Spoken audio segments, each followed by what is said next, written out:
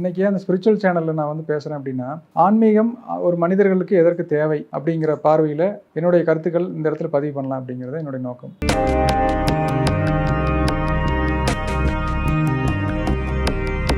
அனைவருக்கும் வணக்கம். என்னுடைய பெயர் கவின்குமார். நான் வசிப்பது கோயம்புத்தூர். நான் ஒரு ஹாப்பினஸ் கோச்சுங்க. எதற்காக ஆன்மீகம்? நான் தான் வேலைக்கு போகிறேன், சம்பாதிக்கிறேன், நான் நல்லா படிச்சிருக்கிறேன், பெரிய பதவியில் இருக்கிறேன், எனக்கு குடும்ப சூழ்நிலைகள் எல்லாமே வசதியாக இருக்குது, வாய்ப்பாக இருக்குது. நான் வந்து ஏன் ஆன்மீகம் அப்படிங்கிற ஒரு நம்பிக்கைக்குள்ளே நான் போகணும் அப்படின்னு கேட்டிங்கன்னா, இந்த உலகத்தில் நம்ம அனுபவிக்கிற இன்பங்கள், அதாவது நம்ம ஐம்புலன்களை கொண்டு அனுபவிக்கிற இன்பங்கள் எல்லாமே சலிக்கக்கூடிய இன்பங்களாக இருக்குது. இப்போ பணம்னு எடுத்துட்டோம்னா எவ்வளோ, ஒரு 100 கோடி இருந்தால் போதுமா, 1000 கோடி இருந்தால் போதுமா?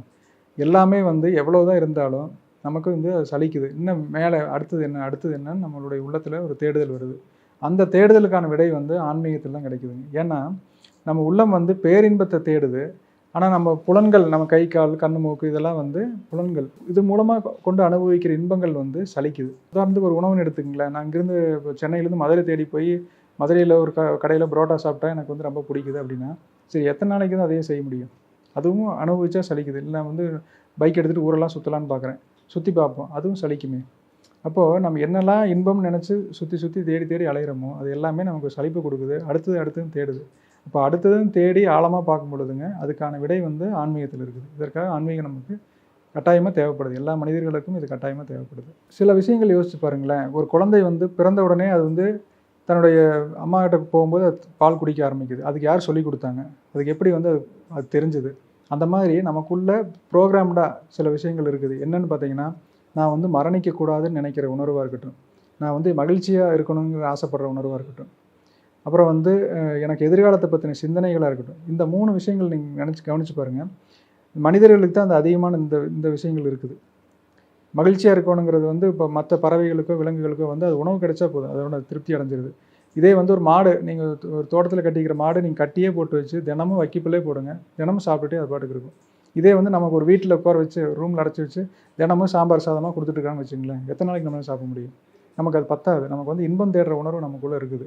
அப்போ அந்த இன்பம் தேடணுங்கிற எண்ணமும் எதிர்காலத்தை பற்றின சிந்தனையும், நான் மரணிக்கக்கூடாதுங்கிற எண்ணம், மரணிக்கக்கூடாதுங்கிற எண்ணத்தில் தான் பாருங்கள் எவ்வளோ ஹாஸ்பிட்டல்ஸ் இருக்குது. எப்படியாவது ஒரு 90 வயசான தாத்தாவாக இருந்தால் கூட அவங்க போய் ஒரு ஹாஸ்பிட்டலில் போய் ஒரு ட்ரீட்மெண்ட் பண்ணி இன்னும் கொஞ்சம் ஒரு 5 வருஷம் எக்ஸ்டெண்ட் பண்ணிக்கலாமா, எப்படியாவது நம்மளுடைய பெரிய பெரிய டாக்டர் பெரிய ஹாஸ்பிட்டலுக்கு போய் எவ்வளோ நமக்கு வசதிக்கு தகுந்த அளவு செலவு பண்ணி நம்மளோட ஆயுசை நீட்டிக்க மாட்டோமா அப்படிங்கிற இந்த உணர்வுகள்லாம் வருது இல்லைங்களா? இதுக்கான விடை எங்கே கிடைக்குது? நான் சலிக்காத இன்பம் அனுபவிக்கும்னு நினைக்கிறேன், ஆனால் அனுபவிக்கிற இன்பங்கள் பூரா சலிக்குது. நான் எதிர்காலத்தை பற்றி சிந்திக்கிறேன். ஏன் சிந்திக்கணும்? நமக்கு தான் எல்லாமே இருக்குது, பணம் வசதி வாய்ப்பு எல்லாமே இருக்குது. இந்த எதிர்காலத்தை பற்றின சிந்தனை ஏன் வருதுன்னு நல்லா கவனித்து பாருங்கள். நம்ம வாழ்க்கை இந்த 100 வருஷத்தோடு முடியறதில்லை. நீங்கள் எந்த வேதங்கள் மதங்கள் எல்லாம் படித்து பாருங்கள். நீ வந்து நித்திய காலமும் இருக்க போகிறவன். நித்தியம்ங்கிற வார்த்தையே ஒரு ஆச்சரியமான வார்த்தை. இந்த உலகத்தில் எல்லாமே அனித்தியமாக இருக்கும் பொழுது இந்த வார்த்தை மட்டும் ஏன் தமிழில் நித்தியம்னு வந்தது? நித்தியம்னா நிரந்தரம், அனித்தியம்னா நிரந்தரம் இல்லாமல் இருக்கிறது. இன்பம் அப்படி ஒன்று இருக்குது, பேரின்பம்னு ஒன்று இருக்குது. இன்பம் அப்படிங்கிறது எல்லாமே தெரியுது. அது என்ன பேரின்பம்? பேரின்பம்னா அனுபவிக்க சலிக்காததாக இருக்கணும். எதா வேணாலும் எடுத்துங்க, ஈவன் காமமாக கூட எடுத்துங்க, அது கூட அனுபவிச்சா சலிச்சு போயிடுது. அப்போது எல்லாமே சலிச்சு போகக்கூடிய இன்பங்களாக இருக்கும் பொழுது பேரின்பங்கிற ஒரு வார்த்தைக்கான விடை எங்கே கிடைக்கும்? இந்த மாதிரியான வார்த்தைகளுக்கு விடைகள் நமக்கு வந்து நமக்குள்ளேருந்து வர இன்ட்யூஷன் தான். இது யாரும் சொல்லி கொடுத்து வரல. அப்போது ஏன் வந்து மரணிக்கக்கூடாதுன்னு நினைக்கிறான்? ஏன் எதிர்காலத்தை பற்றி சிந்திக்கிறான்? ஏன் வந்து தனக்கு வந்து இன்பமாக தேடிகிட்டே இருக்கணும்? எது கிடைச்சாலும் இன்பம் பத்தில் அடுத்தது போகணுங்கிற எண்ணங்களுக்கெல்லாம் விடை வந்து எங்கே கிடைக்கும்னா ஆன்மீகத்துக்குள்ள வந்தீங்கன்னா தான் கிடைக்கும்.